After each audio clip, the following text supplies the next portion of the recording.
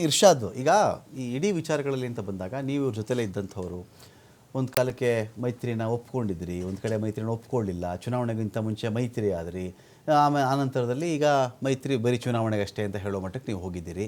ಏನೀಗ ಇವರು ಕಾಂಗ್ರೆಸ್ ಪಕ್ಷದಲ್ಲಿ ನಿಮಗೆ ಪ್ರಾಬ್ಲಮ್ ಆಗಿದೆಯಾ ಈಗ? ಸರ್, ಕಾಂಗ್ರೆಸ್ ಪಕ್ಷ ಹೆಂಗಿದೆ ಅಂದ್ರೆ ಅವರು ಬರೀ ಅವ್ರು ಹೇಳಿದ್ದೇ ಕೇಳಬೇಕು ಅಂತ ಹೇಳಿದ್ರೆ ಯಾವ ಪಕ್ಷನೂ ಕೇಳಲ್ಲ ಸರ್. ಎಲ್ಲಾ ಪಕ್ಷಕ್ಕೆ ಅವ್ರದೇ ಆದಂತಹ ಒಂದು ಚೌಕಟ್ಟು ಹಾಕೊಂಡಿದ್ದಾರೆ. ಆ ಪಕ್ಷಕ್ಕೆ ಅಷ್ಟು ಅವ್ರವ್ರ ಚೌಕಟ್ಟಲ್ಲಿ ಇರಕ್ ಬಿಡಬೇಕು. ಇವ್ರದ್ದು ಹೆಂಗಾಗಿದೆ ಅಂದ್ರೆ ಕಾಂಗ್ರೆಸ್ ಸರ್ಕಾರ ರಾಹುಲ್ ಗಾಂಧಿ ಏನ್ ಹೇಳ್ತಾರೆ ಅದು ಮಾತ್ರ ಎಲ್ಲರೂ ಕೇಳ್ಬೇಕಂದ್ರೆ ಯಾವುದೇ ಕಾರಣಕ್ಕೆ ಯಾರು ಕೇಳಲ್ಲ. ಏನಕ್ಕಂದ್ರೆ ಇವಾಗ ಇರೋ ಪರಿಸ್ಥಿತಿಯಲ್ಲಿ ತಂದೆಯವರು ಹೇಳೋ ಮಾತು ಕೆಪಾಸಿಟಿ ಸಂಪಾದನೆ ಮಾಡ್ಕೊಂಡ್ರೆ ನೀವು ಸಪೋಸ್ ಔಟ್ ಆಫ್ 224 ನಾನು ಕೇಳ್ತೀನಿ ನಿಮಗೆ. ಈಗ ಸಪೋಸ್ ಈಗ ಒಂದು 136 ಗೆದ್ದರು, ಆನಂತರದಲ್ಲಿ 4 ಸ್ಥಾನಗಳು ಜಾಸ್ತಿ ಆಗಿದೆ ಅವ್ರಿಗೆ, ಇರಲಿ. ಇದರಲ್ಲಿ ಅಟ್ಲೀಸ್ಟು ನೀವೊಂದು 20 ಸ್ಥಾನ ಗೆದ್ದಿದ್ದರೆ ಬಾರ್ಗೇನಿಂಗ್ ಕೆಪಾಸಿಟಿ ನಿಮ್ಗೆ ಜಾಸ್ತಿ ಆಗ್ತಿತ್ತೇನೋ ಮಾತಾಡೋದು. ಹಾಗಾದ್ರೆ ನೀವು ಮಾತಾಡಬಾರ್ದು ನಾನು ಹೇಳ್ತಿಲ್ಲ. ಪೊಲಿಟಿಕಲ್ ನಿಮ್ಮ ಅಲಯನ್ಸ್ ಅಂತ ಬಂದಾಗ ನಿಮಗೇನೂ ಸ್ಥಾನಗಳಿಲ್ಲದೆ ಇದ್ದಾಗ ಸಹಜವಾಗಿಯೇ ನಿಮ್ಮ ಮಾತನ್ನು ಕೇಳೋ ಒಂದು ತಾಳ್ಮೆನೋ ವ್ಯವಧಾನವೋ ಅಥವಾ ಅವಶ್ಯಕತೆನೋ ಆ ಪಾರ್ಟಿಗಿರಲ್ಲ ಅಲ್ವಾ? ಸರ್, ನಮ್ಗೆ ಶಕ್ತಿ ಇರ್ತಾ ಇರ್ಲಿಲ್ಲ ಅಂದ್ರೆ ಯಾವುದೇ ಕಾರಣಕ್ಕೆ ಇಂಡಿಯಾ ಅಲಯನ್ಸ್ ಅಲ್ಲಿ ಇವ್ರು ಸೇರ್ಸ್ಕೊಂತಾ ಇರ್ಲಿಲ್ಲ. ನಮ್ಗೆ ಶಕ್ತಿ ಇದೆ ಅಂತಾನೆ ಇವ್ರು ಸೇರ್ಸ್ಕೊಂಡು ಬೇರೆ ರಾಜ್ಯಗಳಿಗೆ ಗುರಿ ಇಟ್ಕೊಂಡು ಮಾಡಿರ್ಬೋದು ಅದನ್ನ. ಹೌದು, ನಾವು ಬೇರೆ ರಾಜ್ಯಗಳು ಗುರಿ ಇಟ್ಕೊಂಡೆ ನಾವು ಅಲಯನ್ಸ್ಗೆ ಹೋಗಿದ್ವಿ. ಇವಾಗ ಗುಜರಾತ್ ಅಲ್ಲಿ ಏನಾಯ್ತು, 5 MLAಗಳು ಬಿಜೆಪಿಗೆ ಕಾಂಗ್ರೆಸ್ ಇಂದ ಹೋದ್ರು, ನಮ್ಮ 2 MLAಗಳು ಹೋದ್ರು. ಅಲ್ಲಿ ಅಲಯನ್ಸ್ ಅಲ್ಲಿ ಕೂತ್ಕೊಂಡು ನಾವ್ ಏನ್ ಮಾಡಿದ್ವಿ, ಅಹಮದಾಬಾದ್ ಅಲ್ಲಿ ನೀವ್ ಎಲ್ಲಿ ಸೀಟ್ಗಳು ಹಾಕ್ತೀರಾ ಅಲ್ಲಿ ನಾವು ನಮ್ ಕ್ಯಾಂಡಿಡೇಟ್ ಹಾಕಲ್ಲ ಅಂತ ನಾವು ಹೇಳಿದ್ವಿ. ನಮ್ ಕಡೆನೂ ಅಷ್ಟೇ ಇವ್ರು ಸೀಟ್ ಹಾಕ್ಬೇಡ್ದು ಅಂತ ಹೇಳಿದ್ರು. ಆದ್ರೆ ಏನ್ ಮಾಡಿದ್ರು ಕಾಂಗ್ರೆಸ್ ಅವರು, ನಾವು 5 ಸೀಟ್ ಬಿಟ್ಕೊಟ್ರೆ ನಮ್ ಎಲ್ಲಿ ಕಂಟೆಸ್ಟ್ ಮಾಡಿದ್ವಿ ಅಲ್ಲೆಲ್ಲ ಕ್ಯಾಂಡಿಡೇಟ್ಗಳು ಹಾಕಿದ್ರು. ಯಾರು ಮೈತ್ರಿಗೆ ರೆಸ್ಪೆಕ್ಟ್ ಕೊಟ್ಟಿಲ್ಲ, ಕಾಂಗ್ರೆಸ್ ಇಂದಾನೇ ರೆಸ್ಪೆಕ್ಟ್ ಬಂದಿಲ್ಲ. ಅದಕ್ಕೆ ನಾವು ಇವಾಗ ನಿಮ್ ಇಂಡಿಯಾ ಅಲಯನ್ಸ್ ಕತೆ ಹೇಳ ನಾನು ಅಲ್ಲಿ ಏನಾಗಿದೆ ಅಂದ್ರೆ ಒಗ್ಗಟ್ಟು ಅಂತ ಮಾತಾಡಿದ್ರಿ, ಒಗ್ಗಟ್ಟು ಅಂತ ಮಾತಾಡ್ಕೊಂಡ್ರಿ ನೀವು ತುಂಬಾ ಚೆನ್ನಾಗಿ ಒಗ್ಗಟ್ಟು ಅಂತ ಮಾತಾಡ್ಕೊಂಡ್ರಿ. ಯಾವ್ಯಾವ ಸ್ಟೇಟಲ್ಲಿ ತಾಕತ್ತಿತ್ತು ಆ ಪಾರ್ಟಿಗಳು, ಇನ್ ಯಾವ ಪಾರ್ಟಿ ಮಾತು ನೀವು ಕೇಳಿಲ್ಲ, ಇನ್ಕ್ಲೂಡಿಂಗ್ ಯು. ನಿಮ್ದು ಡೆಲ್ಲಿ ನಿಮ್ದು ಇತ್ತು, ನೀವು ಎಷ್ಟು ಮಾತು ಕೇಳ್ಬಿಟ್ಟಿದ್ದೀರಿ ಇವ್ರದ್ದು. ಸರ್, ವೆಸ್ಟ್ ಬೆಂಗಾಲ್ ಅಲ್ಲಿ ಟಿಎಂಸಿ ನಾವು ಕೇಳಿದ್ರೆ ಇವ್ರು ಕೊಟ್ಟಿಲ್ಲ ಸರ್. ಅದಕ್ಕೆ ನಾವು ಡೆಲ್ಲಿಯಲ್ಲಿ ಕೊಟ್ಟಿಲ್ಲ. ರಾಜಕೀಯ ಪಕ್ಷಗಳಂದ್ರೆ ಎಲ್ಲಾ ಪಕ್ಷಗಳಿಗೆ ಹೇಳ್ದೆ ಇಲ್ಲ, ಅವ್ರದೇ ಅಂತ ಚೌಕಟ್ಟುಗಳಿರುತ್ತೆ. ಹರಿಯಾಣದಲ್ಲಿ ಇವ್ರು ನಮ್ಮ ಮಾತು ಕೇಳಿದ್ರೆ ನಾವು ಡೆಲ್ಲಿಯಲ್ಲಿ ಕೇಳ್ತಾ ಇದ್ವಿ, ಇವ್ರು ಹರಿಯಾಣದಲ್ಲಿ ಕೇಳಿಲ್ಲ, ಅದಕ್ಕೆ ನಾವು ಡೆಲ್ಲಿಯಲ್ಲಿ ಇದು ಮಾಡಿದ್ವಿ. ಇಂಡಿಯಾ ಅಲಯನ್ಸ್ ಇವಾಗ ಮುಗೀತು. ಎಡಿ ಮತ್ತೆ ಜಾಡಿ ಕತೆ ಇದು. ಅದೇನೋ ಇಂಡಿಯಾ ಅಲಯನ್ಸ್ ಮುಗೀತು, ಇಂಡಿಯಾ ಅಲಯನ್ಸ್ ಇಲ್ಲ ಸದ್ಯಕ್ಕೆ. ಆಮ್ ಆದ್ಮಿ ಪಾರ್ಟಿ ಅವ್ರದೇ ಶಕ್ತಿ ಇದೆ, ಅವ್ರ ಶಕ್ತಿಯಿಂದಾನೇ ನಾವು ಬೆಳಿತೀವಿ. ಯಾವುದೇ ಕಾರಣಕ್ಕೆ ನಮ್ ಕಾಂಗ್ರೆಸ್ ಶಕ್ತಿ ಬೇಕಾಗಿಲ್ಲ. ಏನಕ್ಕಂದ್ರೆ ಇವ್ರು ಎಷ್ಟು ಭ್ರಷ್ಟರಂತ ಇವ್ರ ಜೊತೆಲಿ ಹೋದ್ಮೇಲೆ ನಮ್ಗೆ ಗೊತ್ತಾಗಿರೋದು. ಇವ್ರ ಜೊತೆಲಿ ಹೋದ್ಮೇಲೆ ನಮ್ಗೆ ಈ ಏಟ್ಗಳೆಲ್ಲ ಬಿದ್ದಿರೋದು. ಇಲ್ಲ ಅಂದ್ರೆ ಡೆಲ್ಲಿ ಜನ ನಮ್ ಕೈ ಹಿಡಿತಾ ಇದ್ರು. ಇವ್ರ ಜೊತೆಲಿ ಹೋಗಿದ್ದಕ್ಕೆ ಬಂದಿದ್ರಿ ಡೆಲ್ಲಿ ನೀವು ಬಂದಿದ್ರಾ? ಅರವಿಂದ್ ಕೇಜ್ರಿವಾಲ್ ಜೈಲ್ಗೆ ಹೋಗಕ್ಕೂ ಕಾಂಗ್ರೆಸ್ಗೂ ಏನ್ರಿ ಸಂಬಂಧ? ಕೇಜ್ರಿವಾಲ್ ಜೈಲ್ಗೆ ಕಾಂಗ್ರೆಸ್ ನೀವು ಅಲಯನ್ಸ್ ಮಾಡ್ಕೊಂಡ ಜೈಲ್ಗೆ ಹೋದ್ರಿ ಏನಿಲ್ಲ ನಮ್ಮ ಬಗ್ಗೆ ಬರೀ ಇವ್ರು ಜೈಲ್ ಕಳ್ಸಿದಾರಲ್ಲ, ಯಾವ್ದಾದ್ರು ಟ್ರಯಲ್ ಸ್ಟಾರ್ಟ್ ಮಾಡಿದಾರ ಸೆಂಟ್ರಲ್ ಗೌರ್ಮೆಂಟ್? ನಮ್ ಬರೀ ಜೈಲ್ ಅಲ್ಲ ರೀ. ಈಗ ಇವ್ರ ಜೊತೆ ಅಲಯನ್ಸ್ ಮಾಡ್ಕೊಂಡೇನಾದ್ರೂ ಅರವಿಂದ್ ಕೇಜ್ರಿವಾಲ್ ಜೈಲ್ಗೆ ಹೋಗೋ ಪರಿಸ್ಥಿತಿ ಬಂತ? ಅಬಕಾರಿ ಹಗರಣನ ಬೇರೆ ಹಗರಣದ ಕಾರಣ ಹಗರಣನೇ ಇಲ್ಲ. ಹಗರಣ ಅಂತ ಬರೀ ಹೇಳ್ತಾ ಇರೋದು. ಯಾವ ತರ ಹಗರಣ ಅಂದ್ರೆ ಎಲ್ಲಾದ್ರೂ ₹1 ಸಿಗ್ಬೇಕಾಗಿತ್ತು. ಹಗರಣದಲ್ಲಿ ಏನು ಸಿಕ್ಕಿಲ್ಲ, ಬರೀ ಹಗರಣಗಳಂತ ಕಿರ್ಸ್ತಾ ಇದಾರೆ ಬಿಜೆಪಿ ಅವರು. ಹಗರಣ ಇದ್ರೆ ಯಾವ್ದಾದ್ರು ಟ್ರಯಲ್ ಸ್ಟಾರ್ಟ್ ಮಾಡಕ್ಕೆ ಹೇಳಿ. ಇವಾಗ ಎಲೆಕ್ಷನ್ಗಳು ಮುಗೀತಿಲ್ಲ ಸರ್, ಎಲೆಕ್ಷನ್ ಮುಗೀತು. ಇವಾಗ ಏನಕ್ಕೆ ಹಗರಣದ ಬಗ್ಗೆ ಮಾತಾಡ್ತಾ ಇಲ್ಲ? ನಾವು ಡೈಲಿ ಕೇಳ್ತಾ ಇದೀವಲ್ಲ, ಸ್ಟಾರ್ಟ್ ಮಾಡಿಸಿ ಟ್ರಯಲ್ ಅಂತ. ಸಿಬಿಐಗೆ ಹೇಳಿ, ಇಟಿ ಐಡಿ ಏನೇನ್ ಬಿಜೆಪಿ ಅವ್ರು ಇಟ್ಕೊಂಡಿದಾರೋ ಅವ್ರಿಗೆಲ್ಲ ಹೇಳಿ ಇವಾಗ ಟ್ರಯಲ್ಗಳು ಸ್ಟಾರ್ಟ್ ಮಾಡಕ್ಕೆ. ಏನಕ್ಕೆ ಸ್ಟಾರ್ಟ್ ಮಾಡ್ತಾ ಇಲ್ಲ? ಎಲೆಕ್ಷನ್ ಮುಗ್ದಿದ ತಕ್ಷಣ ಯಾರು ಅದ್ರ ಬಗ್ಗೆನೇ ಮಾತಾಡ್ತಾ ಇಲ್ಲ. ನಾವು ಇವತ್ತಿಗೂ ಕಾಯ್ತಾ ಇದೀವಿ ಟ್ರಯಲ್ಗಳು ಸ್ಟಾರ್ಟ್ ಆಗ್ಲಿ ಅಂತ. ಇವಾಗ ಇವ್ರು ಒಂದ್ ನಿಮಿಷ, ಇವರು ಅಡ್ಜಸ್ಟ್ಮೆಂಟ್ ಪಾಲಿಟಿಕ್ಸ್ ಅದು ಇದು ಅಂತ ಇರ್ಷಾದ್ ಮಾತಾಡ್ತವ್ರೆ.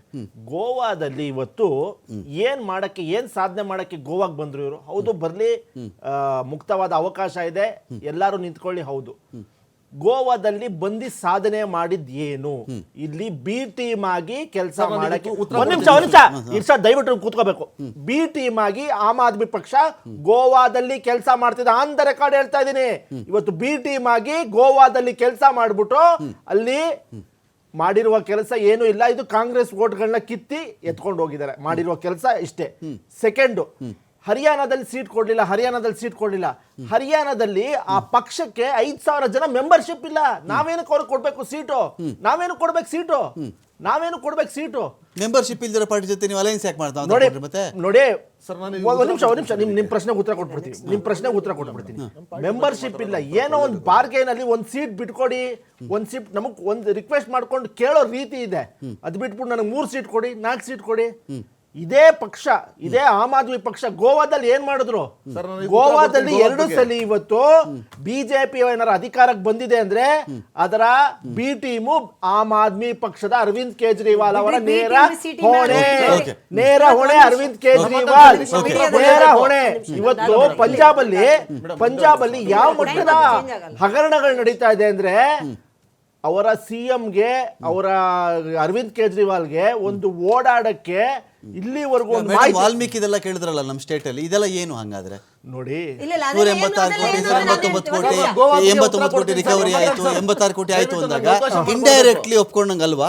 ನೋಡಿ, ನಮ್ಮ ಪಕ್ಷದ ಸಚಿವರಾಗ್ಲಿ ಶಾಸಕರಾಗ್ಲಿ ಮುಖ್ಯಮಂತ್ರಿ ನೇತೃತ್ವದಲ್ಲಿ ಹಗರಣ ನಡೆದಿಲ್ಲ. ಅಧಿಕಾರಿಗಳು ನಡೆದ್ರೆ ಹೊಣೆ ಅಲ್ವಾ? ಅಧಿಕಾರಿಗಳು ಮಾಡಿದ್ರೆ ಸರ್ಕಾರ ಹೊಣೆ ಅಲ್ಲ. ನಿಮಿಷ, ಅಧಿಕಾರಿಗಳ ಮಟ್ಟದ ಹಗರಣವನ್ನು ನಾವು ಅಧಿಕಾರಿಗಳನ್ನ ಪ್ರಾಸಿಕ್ಯೂಟ್ ಮಾಡಿದೀವಿ, SIT ಕಮಿಷನ್ ಮಾಡಿದ್ವಿ, ರಿಕವರಿ ಕೂಡಾನು ಮಾಡಿದೀವಿ. ದಯವಿಟ್ಟು ಒಂದ್ ಸ್ವಲ್ಪ ಡೆಕೋರಂ ಮೇಂಟೈನ್ ಮಾಡಿ. ಅವರು ಸಮಯ ಕೊಟ್ಟಿದ್ದಾರೆ ನಿಮ್ಗೂ. ನಾವು ರಿಕವರಿನೂ ಕೂಡ ಮಾಡಿದೀವಿ. ಹಗರಣದ ಬಗ್ಗೆ ಮಾತಾಡುವ ನೈತಿಕತೆ ಬಿಜೆಪಿಗಾಗ್ಲಿ ಆಮ್ ಆದ್ಮಿ ಪಕ್ಷಕ್ಕಾಗ್ಲಿ ಇಲ್ಲ. ಅವರ ಇಬ್ರು ಮುಖ್ಯಮಂತ್ರಿಗಳು ಯಡಿಯೂರಪ್ಪನವರು, ಅರವಿಂದ್ ಕೇಜ್ರಿವಾಲ್ ಅವರು ಇತಿಹಾಸದಲ್ಲಿ ಯಾರ ಜೈಲ್ಗೆ ಹೋಗಿದ್ದಾರೆ ಅಂದ್ರೆ ಅದು ಆಮ್ ಆದ್ಮಿ ಪಾರ್ಟಿ ಹಾಗೂ ಬಿಜೆಪಿಯಲ್ಲಿ ಇರುವ ಮುಖ್ಯಮಂತ್ರಿಗಳು.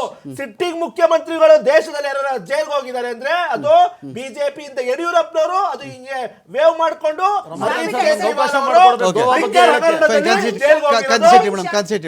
ನಿಮ್ಮ ರಾಹುಲ್ ಗಾಂಧಿ ಅವರು ಬೇಲಲ್ಲಿ ಇದಾರ ಅಥವಾ ಅವರ ಅಮ್ಮ ಬೇಲಲ್ಲಿ ಇದಾರೆ? ನಿಮ್ಮ ಪಕ್ಷದ ಎಷ್ಟು ಜನ ನಾಯಕರು ಬೇಲಲ್ಲಿದ್ದಾರೆ ಸರ್? ದಯವಿಟ್ಟು ಆ ಮಾತನ್ನು ವಾಪಸ್ ತಗೊಳ್ಳಿ. ಜೈಲಿಗೆ ಹೋಗಿದ್ದಾರೆ, ಜೈಲಿಗೆ ಹೋಗ್ತಾರೆ, ಅದೇನ್ ತಪ್ಪು ಮಾಡಿದಾರೆ ಅದಕ್ಕೆಲ್ಲ ಆಗಿದೆ. ನೀವು ಇವತ್ತಿನ ಕರ್ನಾಟಕದ ಪರಿಸ್ಥಿತಿ ಬಗ್ಗೆ ಮಾತಾಡಿ. ನಾವು ಇಷ್ಟು ಹೇಳಿದ್ವಲ್ಲ, ಹಗರಣ ಇಲ್ಲ ಅಂತ ಹೇಳ್ತಿದ್ದೀರಲ್ಲ, ಇಷ್ಟು ಸಾಲು ಹಗರಣ, ಸಾಲು ಹತ್ಯೆಗಳು, ಇಷ್ಟು ಕರ್ನಾಟಕದಲ್ಲಿ ಜ್ವಲಂತ ಸಮಸ್ಯೆಗಳಿದೆ. ಅದ್ರ ಬಗ್ಗೆ ಮಾತಾಡ್ಕೊಂಡು ನೀವು ಮಾತೆತ್ತಿದ್ರೆ ಒಂದ್ ನಿಮಿಷ ಇಲ್ಲ ಅವ್ರು ಮಾತಾಡ್ಬಿಡ್ಲಿ, ನೀವು ಆಮೇಲೆ ಮಾತಾಡಿ. ಇಡೀ ದೇಶ ನೋಡ್ತಾ ಇದೆ ಕರ್ನಾಟಕದ ಹಗರಣ ಏನು ಅನ್ನೋದನ್ನು. ಬರೀ ಕರ್ನಾಟಕ ಮಾತ್ರ ಅಲ್ಲ, ಇಡೀ ದೇಶದಲ್ಲಿ ಕರ್ನಾಟಕ ಹೆಸರು ಹೆಸರಿದೆ. ಹಗರಣದ ಲಿಸ್ಟ್ ಒಂದೆರಡಾದ್ರೆ ಪರವಾಗಿಲ್ಲ. ಇತ್ತೀಚೆಗೆ ವಸತಿ ಹಗರಣ, ನಿಮ್ಮದೇ ಪಕ್ಷದ ನಾಯಕರು ಏನಂತ ಹೇಳಿದ್ರು? ಜಮೀರ್ ಹುಸೇನ್ ಅವರ ಆಪ್ತ ಸರ್ಫರಾಜ್ ಅವರಿಗೆ ಮಾತಾಡ್ಬಿಟ್ಟು ಏನಂತ ಹೇಳಿದ್ರು? ಇದಕ್ಕೆ ಇನ್ನೂ ಸಾಕ್ಷಿ ಬೇಕಾ ನಿಮ್ಗೆ? ಮಾತೆತ್ತಿದ್ರೆ ಸಾಕ್ಷಿ ಬೇಕು, ತನಿಖೆ ಮಾಡ್ತೀವಿ ಅಂತ ಹೇಳ್ತಿರಲ್ಲ. ನಿಮ್ಮದೇ ನಾಯಕರು ಲೆಟರ್ ಬರೆದ್ಬಿಟ್ಟು ಕೊಡ್ತಾರೆ, ನೋಡಿ ಈ ತರ ಪರಿಸ್ಥಿತಿ ಆಗಿದೆ, ನಾವು ಕೊಟ್ಟ ಲೆಟರ್ಗೆ ಇವರು ಸ್ಯಾಂಕ್ಷನ್ ಆಗಿಲ್ಲ, ಇವ್ರು ಮಾಡಿದಾರಂತ. ಇಷ್ಟು ಸಾಕ್ಷಿ ಇದ್ರು ನಮಗ ನೀವು ಇದನ್ನೆಲ್ಲ ಮಾತಾಡ್ತೀರಂತ ಅನ್ಕೋತೀನಿ. ಈ ವಾಹಿನಿಯ ವೀಕ್ಷಕರು ಒಪ್ಕೋತಾರೆ ಅಂತ ಅನ್ಕೋತೀನಿ ನಾನು. ಅವರು ಮಾತಾಡಿದ್ರು ಕೂಡ ಇನ್ನ ಸಾಕ್ಷಿ ಬೇಕಂತ ಹೇಳ್ತೀರಾ? ಇಷ್ಟು ಹಗರಣಗಳು ಸಾಲು ನಡೀತಾ ಇದ್ರು ಕೂಡ ಹಗರಣನೇ ಇಲ್ಲ, ನಿಮ್ಮ ನಾಯಕರು ಮಾಡಿಲ್ಲ, ಆಫೀಸರ್ಸ್ ಮಾಡಿಲ್ಲ, ಯಾರು ಹಗರಣ ಮಾಡಿದ್ದಾರೆ? 2013-18ರಲ್ಲಿ ಮಾನ್ಯ ಸಿದ್ದರಾಮಯ್ಯ ಅವರು ಯಾವತ್ತೂ ನಾನು 5 ವರ್ಷ ನಾನೇ CM ಆಗಿರ್ತೀನಿ ಅಂತ ಹೇಳಿಲ್ಲ. ಇಷ್ಟು 135 ಜನ ಸೀಟ್ ಇದ್ರು ಕೂಡ ಅಭದ್ರತೆ ಅವ್ರಿಗೆ ಕಾಡ್ತಾ ಇದೆ. ಇವತ್ತು ನಿಂತ್ಕೊಂಡು ನಾನೇ ಮುಂದಿನ 5 ವರ್ಷ ಅಂತ ಹೇಳ್ತಾರೆ. ಇದು ನಿಮ್ಮ ಪಕ್ಷದೊಳಗಿನ ಕೆಸರು ಚಾಟ ಬಿಟ್ಟು ನಾಡಿನ ಜನರ ಸಮಸ್ಯೆಗಳ ಬಗ್ಗೆ ಮುತುವರ್ಜಿ ವಹಿಸಿ ಸಮಸ್ಯೆಗಳು ನಡೀತಾ ಇದೆ. ಕಾಂಗ್ರೆಸ್ ಅವರು ಹೇಳ್ತಾ ಇದ್ರು ಗೋವಾದಲ್ಲಿ ಬಂದು ನೀವು ಏನ್ ಸಾಧನೆ ಮಾಡಿದ್ದೀರಾ ಅಂತ. ನಾವು ನಮ್ಮ ಗೆದ್ದಿರೋ 2 MLAಗಳು ಇನ್ನ ಆಮ್ ಆದ್ಮಿ ಪಾರ್ಟಿಯಲ್ಲಿ ಉಳ್ಕೊಂಡಿದ್ದಾರೆ. ಇವ್ರ MLAಗಳು ಎಲ್ಲೋದ್ರು ಅಂತ ಕೇಳಿ ದುಡ್ಡಿಗೋಸ್ಕರ ಬಿಜೆಪಿಗೆ ಓಡೋದಿರ್ಲಿಲ್ಲ. ಅವಾಗೆಲ್ಲ ಇವ್ರಿಗೆ ಏನು ಕೇಳಕ್ಕೂ ಗೊತ್ತಿರ್ಲಿಲ್ಲ, ಏನೂ ಇರ್ಲಿಲ್ಲ. ಅಹಮದಾಬಾದ್ ಅಲ್ಲಿ ಬಿ ಟೀಮ್ ಆಗಿ ಯಾರು ಕೆಲಸ ಮಾಡಿರೋದು? ಗುಜರಾತ್ ಅಲ್ಲಿ ಬಿಜೆಪಿ ಅವರಿಗೆ ಬಿ ಟೀಮ್ ಆಗಿ ಕಾಂಗ್ರೆಸ್ ಕೆಲಸ ಮಾಡಿರೋದು. ನಮ್ಮ ಮೇಲೆ ಆರೋಪ ಮಾಡ್ತಾರ ಬಿ ಟೀಮ್ ಆಗಿ. ಮೂರು ಅಲಯನ್ಸ್ ಇಲ್ಲ, ಕಾಂಗ್ರೆಸ್ ಬಿಜೆಪಿ ಒಂದೇ ನಾಣ್ಯದ ಇದು ಮುಖಗಳಂತ ಇಲ್ಲ, ನಿಜಾನೇ ಅದು. ಏನಕ್ಕಂದ್ರೆ ಎಲ್ಲ ಅಡ್ಜಸ್ಟ್ಮೆಂಟ್ ಪಾಲಿಟಿಕ್ಸ್. ಕರ್ನಾಟಕದಿಂದ ಹಿಡಿದು ಕನ್ಯಾಕುಮಾರಿವರೆಗೂ ಫುಲ್ ಅಂಡರ್ಸ್ಟ್ಯಾಂಡಿಂಗ್ ಪಾಲಿಟಿಕ್ಸ್ ಇವ್ರದ್ದು. ಭ್ರಷ್ಟಾಚಾರದ ಬಗ್ಗೆ ಇಬ್ರು ಕೂತ್ಕೊಂಡು ಹೆಂಗ್ ಮಾತಾಡ್ತಾ ಇದಾರೆ ಅಂದ್ರೆ ಆ ಬಿನ್ ಲಾಡೆನ್ ಪೀಸ್ ಬಗ್ಗೆ ಮಾತಾಡೋ ತರ ಕೇಳಿಸ್ತಾ ಇದೆ. ಅಷ್ಟು ಭ್ರಷ್ಟಾಚಾರ ಮಾಡೋರು ಯಾರಾದ್ರೂ ಜೈಲ್ಗೆ ಹೋಗಿದಾರ ಸರ್? 2 ಪಕ್ಷದಿಂದ ಹೇಳಿ ನೋಡೋಣ. ಇವ್ರು ಅವ್ರಿಗೂ ಕಳ್ಸಲ್ಲ, ಇವ್ರು ಅವ್ರಿಗೂ ಕಳ್ಸಲ್ಲ. ಸುಮ್ನೆ ನಾಟಕದ ಮಾತುಗಳು ಅಷ್ಟೇ. ಕಳಿಸ್ಬೇಕು. ಇವಾಗ 40% ಅಂತ ಮಾತಾಡಿದ್ರಲ್ಲ, ಯಾರು ಜೈಲ್ ಕಳ್ಸಿದಾರೆ? ಯಾರಿಗಾದ್ರೂ ಒಂದು PSI ಸ್ಕ್ಯಾಮ್ ಅಂತೆ, ರಾಘವೇಂದ್ರ ಸ್ಕ್ಯಾಮ್ ಅಂತೆ, ಬ್ಯಾಂಕ್ ಸ್ಕ್ಯಾಮ್ ಅಂತೆ, ಏನೇನೋ ಹೇಳಿದ್ರು ಅವರು. 40% ಪೇ CM ಅಂತ ಎಲ್ಲ ಸ್ಟಿಕ್ಕರ್ ಹಾಕಿದ್ರು. ಎಲೆಕ್ಷನ್ ಗೌರ್ಮೆಂಟ್ ಅಲ್ಲಿ ಬಂದಿದ ತಕ್ಷಣ ಅದ್ರ ಬಗ್ಗೆ ಮಾತಾಡ್ತಾನೆ ಇಲ್ಲ ಇವ್ರು. ಇವಾಗ ಕಾಂಗ್ರೆಸ್ ಅವ್ರು ಇವ್ರ ಮೇಲೆ 60% ಅಂತ ಆರೋಪ ಮಾಡ್ತಾ ಇದಾರೆ. ಏನಿದೆ ಬರೀ ಆರೋಪಗಳ? Fine. Thank you Risha, thank you Kashyap ಅವರ, ಥ್ಯಾಂಕ್ ಯು ಕಾಂತಿಶೆಟ್ಟಿ ಮೇಡಮ್. ನೋಡೋಣ, ಈ ಮುಖ್ಯಮಂತ್ರಿ ಬದಲಾವಣೆ ಅನ್ನೋ ಒಂದು ವಿಚಾರ ನಿಜಕ್ಕೂ ರಾಜ್ಯದ ಮೇಲೆ ಎಫೆಕ್ಟ್ ಆಗುತ್ತಾ? ಕೆಲವು ಬಣಗಳ ಸಮಾಧಾನ ಪಡಿಸೋಕೆ ಮಾತ್ರ ಇಲ್ಲ ಆಗುತ್ತಾ? At the same time BJP ರಾಜ್ಯಾಧ್ಯಕ್ಷ ಚೇಂಜು ಹಾಗೆ ಹೀಗೆ ಅನ್ನೋದು ಒಂದೊಂದು ವರ್ಷಕ್ಕೂ 6 ತಿಂಗಳಿಗೋ ರಿನ್ಯೂವಲ್ ಮಾಡ್ಕೊಳ್ಳೋ ಪರಿಸ್ಥಿತಿ ಅವ್ರಿಗಿದೆಯಾ? ಈ ಬಾರಿಯ CM ಅವರ DCM ಅವರ ದೆಹಲಿಯ ಭೇಟಿ ಇದಕ್ಕೆ ಉತ್ತರ ಕೊಡುತ್ತಾ ನೋಡೋಣ ಅಂತ ಹೇಳ್ತಾ ಡಿಬೇಟ್ ಮುಗಿಸ್ತಾ ಇದ್ದೀನಿ. ನಮಸ್ಕಾರ.